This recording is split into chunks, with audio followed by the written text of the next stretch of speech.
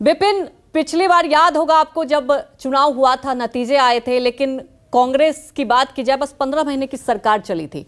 इस बार कांटे की टक्कर कहा जा सकता है, लेकिन बीजेपी के लिए एक एंटी इनकम्बेंसी भी फैक्टर है। लेकिन वहां क्या कुछ आप देख रहे हैं, क्योंकि आज बिगुल बज जाएगा और आपने देख रहे हैं कि हर पार्टी पूरी तैयारी में। तो क्या इस बार मध्य प्रदेश की बात की जाए तो किसका पलड़ा भारी?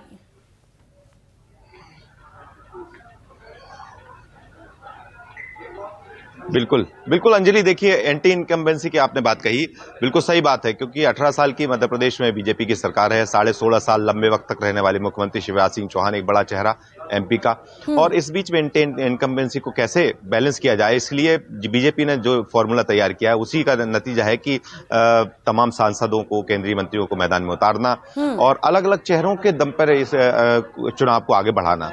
दूसरा, अब तक मुख्यमंत्री का चेहरा जो सीएम प्रेजेंट करते हैं कि ये मुख्यमंत्री का चेहरा होंगे शिवराज सिंह चौहान या कोई नाम, अब तक नहीं जारी किया है। क्योंकि इससे पहले जब भी विधानसभा चुनाव हुए हैं तब आपको याद होगा कि पिछली बार जब चुनाव हुआ था 2018 में, तब ये नारा बीजेपी ने किया था कि माफ करो महाराज, हमारा नेता शिवराज। तो उस वक्त शिवराज का नाम होना मतलब ये बताने की कोशिश थी कि शिवराज सिंह चौहान ही हमारे नेता होंगे। लेकिन इस बार ऐसा कोई नारा नहीं है, ना ही अब वो कांग्रेस में ऐसी स्थिति है कि कोई महाराज हैं जो कि सत्ता पलटने में एक अहम भूमिका निभाते हैं। 2018 के जो समीकरण थे, देखिए उस समीकरण को लिहाज से देखा जाए तो मध्य प्रदेश में दोनों ही पार्टियां अभी 150 सीटों का दम भर रही हैं। बीजेपी और कांग्रेस दोनों का यह कहना है कि 150 सीटों से ज्यादा सीटें यहां पर लेके आएंगे। लेकिन पिछले विधानसभा चुनाव के जो नतीजे बताते हैं कि कहीं ना कहीं कांग्रेस ने जिस तरह से सत्ता हासिल की थी इसके बाद 114 का, लेकिन वो भी पूर्ण बहुमत नहीं था, क्योंकि 230 मध्य प्रदेश की विधानसभा सीटों में देखा जाए तो 116 बहुमत का आंकड़ा होता है पूर्ण बहुमत का। 114 सीटों पे आई थी।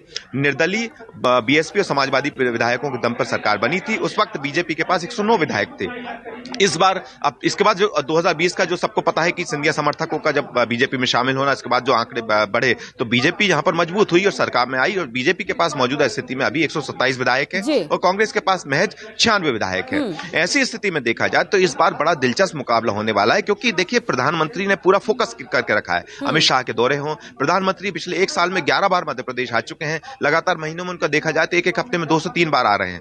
तो ये मान के चलिए कि जो बीजेपी का थीम सॉन्ग है जिसमें जो कहा गया है कि एमपी के मन में मोदी, ये तमाम बातें बताती हैं कि मध्य प्रदेश में प्रधानमंत्री के चेहरे को सबसे आगे रखा गया है। मुख्यमंत्री का कोई चेहरा प्रेजेंट नहीं करना, एंटी इनकम्बेंसी को ही यहां पर बैलेंस करने की कोशिश है।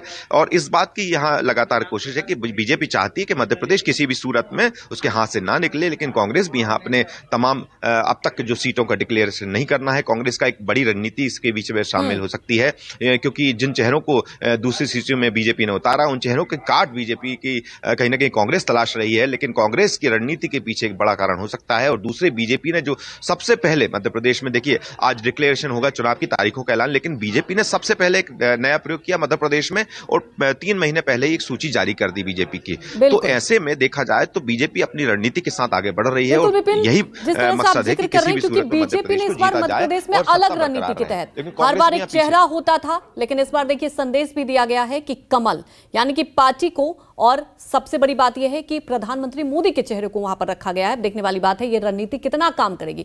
वहीं